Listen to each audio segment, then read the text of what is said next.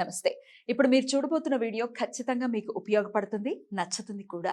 మరి మీకు నచ్చిన విషయం నాకు తెలియాలి అంటే ఈ వీడియోని మీరు లైక్ చేయాలి, షేర్ చేయాలి, అలాగే మన ఛానల్ని సబ్స్క్రైబ్ చేయాలి. మీ సపోర్ట్ని నాకు అందిస్తారు కదా. ఓకే, ఇప్పుడు వీడియోని స్టార్ట్ చేద్దాం. నమస్తే, వెల్కమ్ టు అవర్ ఛానల్. నేను పద్మిని. ప్రస్తుతంతో పాటు ప్రముఖ ఆధ్యాత్మికవేత్త, వాస్తు జ్యోతిష పండితులు YVSS గిరిరావు గారు మనతో పాటు ఉన్నారు. మాట్లాడదాం. సార్ నమస్తే అండి. ముందుగా మీకు దత్తాత్రేయుని జయంతి శుభాకాంక్షలు అండి. అసలు ప్రతి పౌర్ణమి 12 పౌర్ణములు కూడా ఖచ్చితంగా వైశిష్ట్యాన్ని కలిగే ఉంటాయి. కార్తీక పౌర్ణమి ఎంత అద్భుతమైనటువంటి రోజు. కార్తీక పౌర్ణమి శివుడికి ఎంత అయితే ప్రీతికరమైనటువంటి పౌర్ణమి, మార్గశీర్ష పౌర్ణమి ఇమ్మీడియట్ గా వచ్చేటటువంటి మార్గశీర్ష పౌర్ణమి కూడా దత్తాత్రేయుడే జననం తీసుకున్నారు అంటే అది మామూలు విషయం కాదు. ఇక దత్తాత్రేయుడు అంటే త్రిమూర్తి స్వరూపం. ఆయన గురించి మాట్లాడటం అనేది పూర్వజన్మ సుకృతం. చెప్పండి, దత్తాత్రేయులు వారి జననం తీసుకున్నటువంటి రోజు కాబట్టి ఆ రోజున ఎలా స్వామి కృపకి మనం పాత్రలు అవ్వచ్చు, ఎలా ఆయనను పూజించవచ్చు, ఎలా సేవించవచ్చు మీ మాటల్లో? ఇప్పుడు ఈ దత్త సాంప్రదాయం అంటే ఏంటంటే గురు శిష్య సాంప్రదాయాన్ని మొట్టమొదట తీసుకొచ్చిన వాడు దత్తాత్రేయుడు వారే. అక్కడి నుంచే మనకి ఈ గురు శిష్య సాంప్రదాయం అనేది వచ్చింది. ఆ తర్వాత ఇంక మన వాళ్ళందరూ మన శంకరాచార్య గాని మధ్వాచార్య గాని వీళ్ళందరూ కూడా వచ్చారు మనకి. విశిష్టాద్వైతంలో ఈయన రామానుజాచార్య గారు. కానీ ముందు ఫస్ట్ స్టార్ట్ అయింది ఏంటంటే గురు శిష్య సాంప్రదాయాన్ని తీసుకొచ్చింది, గురు సాంప్రదాయాన్ని తీసుకొచ్చింది దత్త చరిత్ర. ఇందులో విశేషం ఏంటంటే మనకి ఈయన వీళ్ళ అమ్మ నాన్న ఎవరికి పుట్టారని మనం చెప్పుకుంటాం కదా. చెప్పినప్పుడు అంటే అనసూయ అంటాం కదా. ఈ ఇందులో మీరు ఒక పేరుని ఒకసారి డీటెయిల్ గా చూడండి. అనసూయ అంటే అసూయ లేనటువంటిది. ఇప్పుడు మేజర్ డిఫెక్ట్ ఎక్కడంటే వస్తుంది ఏంటంటే కేవలం ఉన్న ప్రపంచంలో ఉన్న సమస్యలు గాని అన్ని బాధలన్నీ కూడా కేవలం అసూయతోనే మొదలు వస్తుంది. అంటే అసూయ ఒక్కటే మన జీవితంలో తొలగితే సగం ప్రాబ్లమ్స్ సాల్వ్ అయిపోయినట్టే. ఎన్నో పురాణాల్లో కూడా ఇది చాలా ప్రస్ఫుటంగా దుర్యోధనుడికి అసూయతోటే మహాభారతం జరిగింది. ఈవెన్ రావణాసురుడు కూడా అసూయ, సీతమ్మ తల్లి తన దగ్గర లేదు. ఎంత పైశాచికం కదా. రైట్, కరెక్టే. తర్వాత ఈయన అత్రి మహర్షిలో ఏంటంటే ఇది కొంచెం ఏంటంటే ఈ ధార్మికానికి దీనికి టిపికల్ గా వచ్చేది ఏంటంటే ఈ అత్రి అంటే త్రిగుణాలకి అతీతుడు. సత్వ రజో తమో గుణాలని ఉంటాయి కదా. మామూలుగా మేమేం చేస్తామంటే మేమంతా సాత్విక లక్షణాలు ఉంటాయి. అంటే సాత్విక ఆహారం తీసుకోవటం, సాత్వికంగా మాట్లాడటం, సాత్విక సాంప్రదాయాలను పాటించడం, అదే ఆధ్యాత్మికత మేమందరం అనుకుంటుంటాం. రాజసికం ఏంటంటే ఉంటుంది, తామసికం అంటే పూర్తిగా ఇది మనకి వేరే అనమాట. అది మనం చెప్పేది కాదు. అది వాళ్ళు ఏంటంటే అవి చేతపళ్ళు ఇట్లాంటివన్నీ చేసేదాంట్లో దాంట్లో ఉపాసన కూడా దాంట్లో వామాచారం అంతా కూడా తామసికమైంది. రాజసికం అంటే పెద్ద పెద్ద యజ్ఞయాగాది క్రతువులు చేయటం, పెద్ద పెద్ద డాంబికంగా చేయటం, 108 కలశాలతో పూజ చేయటం, అది అవన్నీ రాజసికంలోకి వస్తాయి. ఇక్కడ ఏమంటాడంటే దత్త సాంప్రదాయంలో విచిత్రమైన విషయం ఏంటంటే అసలు అది కూడా నశించాలి అని. ఏంటంటే దత్తుడి దగ్గరికి వెళ్తే ఆయన లక్షణాలు ఎలా ఉంటాయంటే ఆయన రకరకాల రూపాల దర్శనం ఇస్తాడు. నాలాంటి వాడు వెళ్తే ఏంటి ఇట్లా ఈయన ఇట్లా ఉన్నాడు, చక్కగా మడిగా ఉండలేదే, నాకు సాత్వికాహారం తీసుకోవట్లేదు అంటే ఏంటంటే మనకి ఆధ్యాత్మికతలో కూడా ఇంకేదో రిస్ట్రిక్షన్ ఉంది ఇక్కడ. ఇప్పుడు మేమంతా ఎవరైతే ధార్మికంగా ఉన్నాం అనుకుంటున్నామో మాలో కూడా కొంత ఛాందస్తము, కొంత ఏంటంటే ఇలా స్నానం చేసి మడిగా ఉండాలి, శుచిగా ఉన్న ఆహారం తీసుకోవాలి, సాత్విక ఆహారం తీసుకోవాలి, వేరే అలవాట్లు ఏంటంటే ఒక రిస్ట్రిక్షన్ అనేది ఉంది. అంటే పూర్తిగా భగవంతుని లోపల తత్వాన్ని తెలుసుకోకుండా భగవంతుని చేరుకునేటువంటి మార్గంగా ఇది ఉంటుంది. కరెక్ట్. దత్తుడి చరిత్రలో ఏంటంటే లోపల భగవతత్వాన్ని చూస్తారు తప్పితే అక్కడ శ్రద్ధా సబూరి, ఇంకా నీ ఫిజికల్ అపీరెన్స్ లో కానీ నువ్వు నామం పెట్టుకున్నావా లేదా, మంచి వస్త్రం వేసుకున్నావా లేదా, వీటి సంబంధం ఉండదు అనమాట. మీకు ఈ దత్త సాంప్రదాయంలో ఉన్న వాళ్ళు ఎవరినైనా సరే అండి, మనకి వీళ్ళందరూ అవధూతలందరూ కూడా ఎలా ఉంటారంటే మీకు కేశ సంస్కారం కూడా ఉండదు, దేహ సంస్కారం ఉండదు. అంటే మనం చూసే అంటే అది అల్టిమేట్. కరెక్ట్. ఇది దత్త చరిత్రలో గుర్తుపెట్టుకోవాల్సింది ఏంటంటే మనం ఎంతసేపటికి ఛాందసంలో కొట్టుకోకుండా దీనికన్నా అల్టిమేట్ గా ఉన్నది. కరెక్ట్. అందుకని మనకి ఎకిరాల భరద్వాజ గారని గురు చరిత్ర రాశారు. మీకు ఇందాని ఇప్పుడు మీరు చూసి నాకు ఎంత సంతోషం ఇస్తుందంటే మహానుభావుడు ఆయన. నిజంగా ఆంధ్రప్రదేశ్ లో ఈ రోజు ఇన్ని షిరిడి సాయి టెంపుల్స్ వెలిసినాయి అంటే ఓన్లీ భరద్వాజ గారే కారణం. బాబా అద్భుతం అండి. ఈయన రాసిన ఈ గురు చరిత్ర మనకి భగవద్గీత మేమందరం ఎట్లా పారాయణ చేస్తాం అట్లా, విశ్వాసం ఎట్లా చదువుతాం అట్లా, గురు చరిత్ర 108 సార్లు గనక పారాయణ చేస్తే, అంటే పారాయణ విధానంలో లౌకికానికి పారమార్థికానికి ఉండేది ఇచ్చిన సారాయణ ఒక పేజీ తీసి మనం చదువుకుంటే మనకు కావాల్సినటువంటి సమస్య ఏదైతే ఉందో దానికి వెంటనే రెమెడీ వస్తుంది దాంట్లో. కరెక్ట్. ఈ అహికానికి వచ్చేటి ఏంటంటే మనకి 7 రోజులని, సప్తాహము అంటే ద్విసప్తాహం అని, త్రిసప్తాహం అని, తర్వాత మండలం అని, అలా రకరకాలుగా చేసుకుంటారు. దానికి రకరకాల ప్రసాదాలు ఇస్తూ నివేదన ఇస్తూ కొన్ని నిష్టం పూసైనవని ఇవన్నీ రిస్ట్రిక్షన్స్ ఇచ్చారు లౌకికమైనటువంటి మనకి తీరటాని కోసం. కానీ ఏంటంటే ఇది పారమార్థికానికి మనం చేసుకుంటే ఏంటంటే ఆ తత్వాన్ని తెలుసుకోగలగాలి. ముందు ఏంటంటే అల్టిమేట్గా దత్త సాంప్రదాయంలో మనం తెలుసుకోవాల్సింది ఏంటంటే ఆయనకు కూడా మళ్ళీ అష్టోత్తరాలు పెట్టి ఆయనకి పూజలు చేసి ఆయన నమస్కారాలు చేసి అది కాదు. లోపల ప్యూరిటీ రావాలి.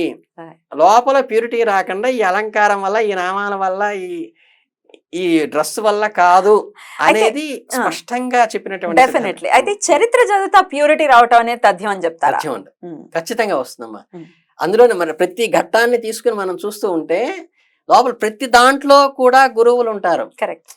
అంటే ఏంటంటే ఆఖరికి చీమ, దోమ, పేడ పురుగు దగ్గర నుంచి ప్రతి దాంట్లో కూడా మీరు చూస్తూ అంటే ఆ దృష్టి చూడాలి, ఇందులో గురువును చూడాలి అనే భావంలో మీకు చెప్పింది అల్టిమేట్ గా భగవద్గీతలో చెప్పింది ఏంటి, ప్రతి జీవరాశులందు ప్రతి ప్రాణి యందు కూడా భగవంతుడి తత్వాన్ని నువ్వు చూడగలిగితే, అంటే అసలు ఆధ్యాత్మికతలో ఏం చెప్తామంటే ఒక 4 పిల్లలు అక్కడ ఆడుకుంటూ ఉంటే నీ పిల్లవాడికి మిగతా పిల్లవాడికి నీకు భేదం తెలియకుండా నువ్వు ట్రీట్ చేయగలిగితే అది ఆధ్యాత్మికత. అక్కడ 10 మంది అమ్మలు కూర్చుని ఉంటే మీ అమ్మకి పక్కవాడి అమ్మకి తేడా తెలియకుండా అందరినీ అమ్మలాగా నువ్వు చూడగలిగితే నువ్వే ఈశ్వరుడు. మళ్ళీ మాట్లాడతా అంటే ఏంటంటే ఆ స్థితికి రావాలనేది. అక్కడ ఏం చెప్తాడంటే మనం మానవ రూపాల్లోనే ఇవన్నీ చెప్పాను ఎగ్జామ్స్ నేను. అలా కాకుండా క్రిమి కీటకాదుల దగ్గర నుంచి కూడా దత్త సాంప్రదాయంలో చెప్పేది ఏంటంటే మీరు గురువును చూస్తే ప్రతి దాంట్లోనూ అద్భుతంగా ఉంటుంది, ప్రతి దాంట్లోనూ కూడా మనం నేర్చుకోవాల్సిన విషయం ఉంది అని చెప్పేసి నాకు ఇంతమంది గురువులు ఉన్నారు. విశ్వ గురువులు అంటే విశ్వానికి నేను గురువు అని కాదు, విశ్వమే నా గురువు. Correct correct. అయితే మీరు చెప్పింది సాధనా మార్గంలో ఉన్న వాళ్ళకి ఖచ్చితంగా కనెక్ట్ అవుతుందండి, అందులో ఎటువంటి సందేహం లేదు. సాధనా మార్గంలో ఉండడం కూడా సుకృతమే కదా, ఎందుకంటే మనం వెళ్తున్నాం ముందుకి, స్వామిని చేరుకునేటటువంటి ఆ మార్గము వెళ్ళటం అంటే అదేం ఆషామాషి విషయం కాదు. కాకపోతే ఇది మామూలుగా ఈ ఐహికంలోనే ఉన్న వాళ్ళకి కాదండి, మాకు ఇంకా ఏదైనా వేరే చెప్పండి, మాకు ఇది అర్థం కాలేదు అనే వాళ్ళు కూడా ఉంటారు. వాళ్ళ కోసం కూడా మనం మాట్లాడుకుందాం, మనకు అందరినీ కవర్ చేయాలి. లౌకికానికి కూడా ఇది 7 రోజులని, 14 రోజులని, 21 రోజులని, మండలం రోజులని ఒక కోరిక పెట్టుకుని ఈ రిస్ట్రిక్షన్ భూసైనము, సాత్వికాహారము, ఏకభక్తి అవన్నీ చేస్తూ ఇంకేముంటాయండి, ఇంకే నియమాలు ఉంటాయి, ఇవి సరిపోతాయేమో. బ్రహ్మచర్యం కూడా పాటించాల్సి ఉంటుందేమో కదా. బ్రహ్మచర్యం అంటే ఇప్పుడు 40 రోజులు అంటే 40 రోజులు బ్రహ్మచర్యం చేయలేరు కదా. అంటే ఏంటంటే అందులో ఇక్కడ ధర్మ సూక్ష్మం ఏంటంటే ధర్మార్థ కామ్యాల కోసం మనం భార్యను స్వీకరిస్తాం. అవునా? అని ఏంటంటే నీకు ధర్మంలో కానీ, అర్థంలో కానీ, కామంలో కానీ నేను ఎప్పుడు అవసరమైనా నేను నీకు అండగా ఉంటానని పెళ్లినాడు ప్రమాణాలు చేసి మనం చేసుకున్నాం. ఇక్కడ మీరు చేయగలిగింది ఏంటంటే బ్రహ్మచర్యం పాటించాలి అంటే ఆవిడ కూడా యాక్సెప్ట్ చేసి, ఆయన కూడా యాక్సెప్ట్ చేసి, మనం నియమంగా ఈ 40 రోజులు మనం కూడా పారాయణ చేసి శ్రద్ధగా ఉందాం, మన కుటుంబం కోసమే కదా అని అనుకున్నప్పుడు ఏంటంటే అది అత్యంత పవిత్రం. ఒకరికి ఒక్కరికి ఇష్టం లేకపోయినా అది వర్తించదు. అదేంటంటే మనకి లోపల భావనే వస్తుంది. అంటే ఏంటంటే మనకి పచ్చిగా చెప్పాలంటే ఏంటంటే మనం ఎదురుగ్గా మనం ఎవరైతే ఫోటోని పెట్టుకుని చూస్తూ ఉంటామో గర్భవతిగా ఉన్నప్పుడు అటువంటి పిల్లలు పుడతారని. అలాగేంటంటే మీకు ఆధ్యాత్మికతలు కొంచెం డీప్గా వెళ్తే ఏంటంటే కామ్యకం చేసేటప్పుడు కూడా మన ధార్మికమైన ఆలోచనలు భగవత్ స్వరూపాన్ని కనుక మనం స్మరిస్తే భగవతత్వంగా మన బిడ్డలు పుడతారట. అలా స్మరించొచ్చా? అది తప్పేమి కాదమ్మా. మున్నోటి అంటే మీరు చెప్పింది అదే, హాస్పిటల్లో మంచం బెడ్ మీద ఉన్నా సరే స్మరించవచ్చు అనేది ఏంటంటే నాకు కృష్ణుడు లాంటి అబ్బాయి కావాలి నాకు అని కనుక ఆ రూపాన్ని కనుక మనం స్మరిస్తే మీకు ఆ తత్వానికి సంబంధించి ఇప్పుడు మీకు అందుకనే మీకు భాగవతంలో చెప్పి వ్యాస మహర్షి చేత వీళ్ళ అంబాలిక వీళ్ళందరూ వచ్చినప్పుడు ఏంటంటే వీళ్ళందరికీ ఒక్కోళ్ళు ఒక ఆవిడ కళ్ళు మూసుకుంది, ఒక ఆవిడ పితృపై పాలిపోయింది, మహాభారతంలో ఒక ఆవిడ శుశ్రూష చేసింది. అవును. వీళ్ళకి తగ్గంటే మనం అప్పుడు ఏదైతే మైండ్ సెట్ లో ఉంటుందో ఆ మైండ్ సెట్ లో ఉన్నటువంటి జనరేషనే మనకి పుట్టడం జరుగుతుంది. రైట్. అయితే ప్రత్యేకించి ఈ రోజున ఎలా స్వామివారిని పూజించుకోమంటారండి? ప్రత్యేకించి అంటే మనకి 5 రకాల గురువులు ఉన్నారమ్మ. మనకేంటంటే మనకి అక్కలకోట మహారాజ్ అంటారు, శ్రీపాద శ్రీవల్లభ అంటారు, నరసింహ సరస్వతి అంటారు. ఇవన్నీ ఏంటంటే వీళ్ళది ఇటువంటి ఏ క్షేత్రాలకైనా వెళ్ళే ఓపిక ఉంటే, వెళ్ళే సౌకర్యం ఉంటే ఆ 5గురి దగ్గరికి వెళ్ళి పారాయణ అయిన తర్వాత అక్కడ మనం ఉద్వాసనం చేసుకోవడం ఒక పద్ధతి.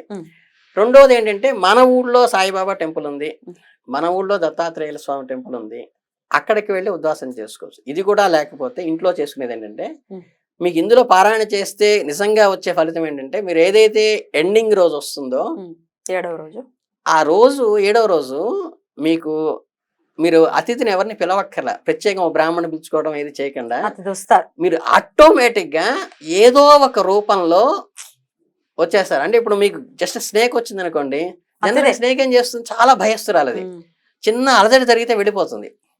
కానీ మీ చెట్టు కొమ్మ మీదో వాకిట్లోకో లేదా బండి మీదకో వచ్చి కదలదు, అది అరగంట అవుతుంది, 30 గంట అవుతుంది, కదలదు. అలా మిమ్మల్ని హర్ట్ కూడా చేయదా?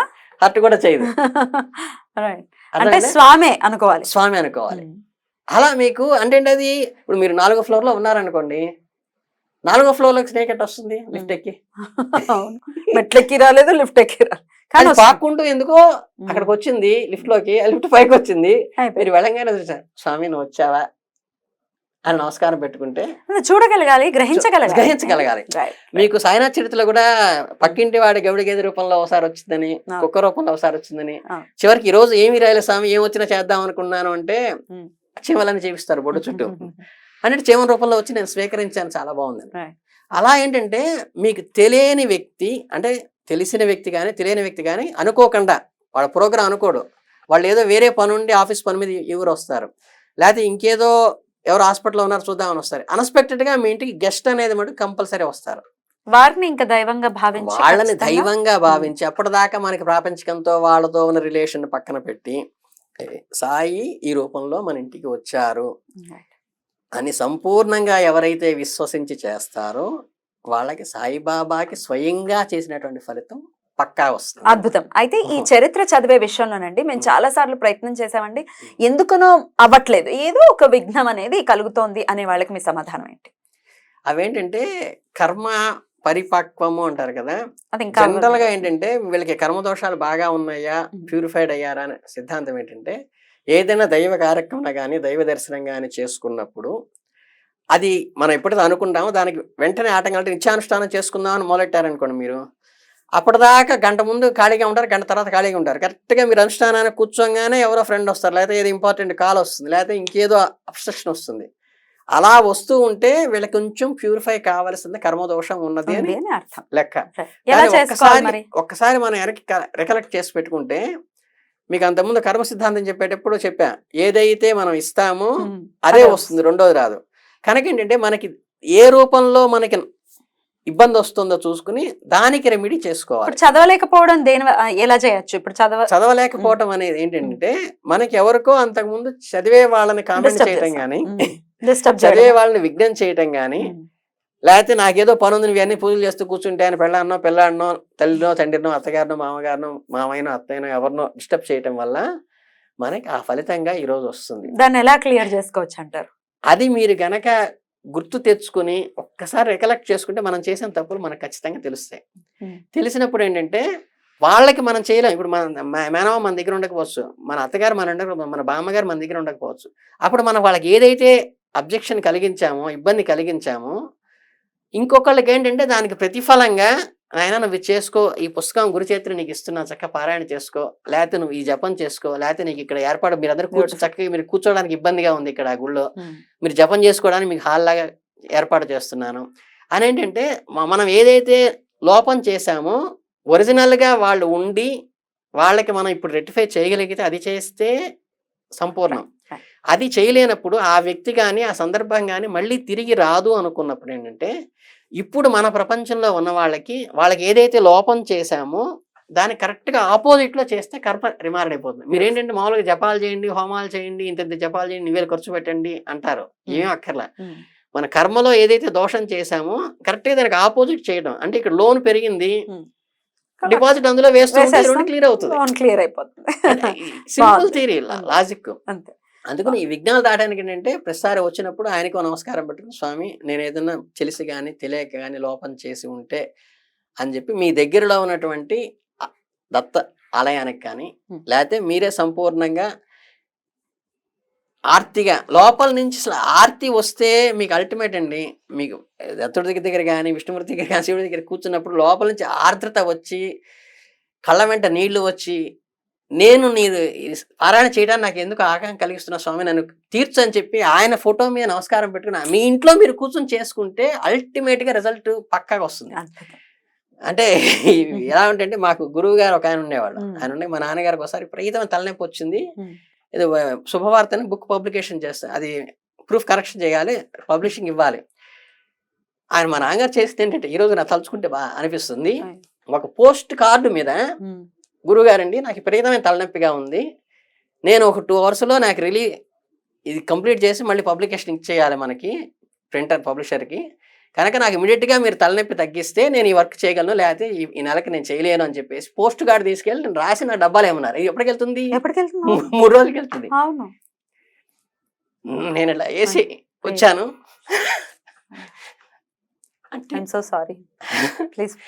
నమ్మితే అసలు ఎక్కడికో వెళ్ళాలి, యాత్రలు చేయాలి, 1000 ఖర్చు పెట్టాలి, ఏమక్కర్లా.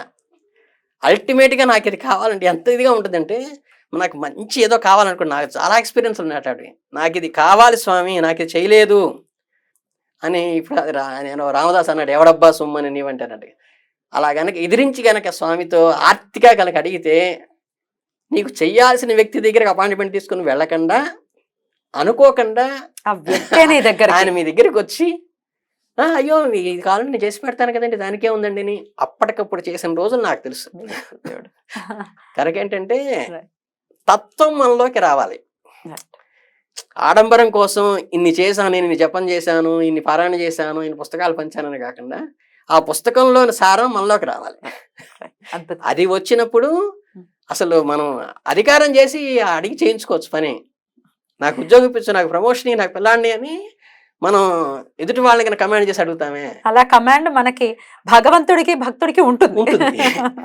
అసలు ఇంకెవరు అక్కర్లా. అల్టిమేట్ అనమాట అది. చాలా అద్భుతంగా చెప్పారండి. మీ ఆర్తి కూడా కనిపించింది. చాలా చాలా సంతోషం అండి. Thank you so much. మరొకసారి మీకు దత్తాత్రేయుని జయంతి శుభాకాంక్షలు. నమస్కారం అండి. దత్తానుగ్రహ కటాక్ష. Thank you.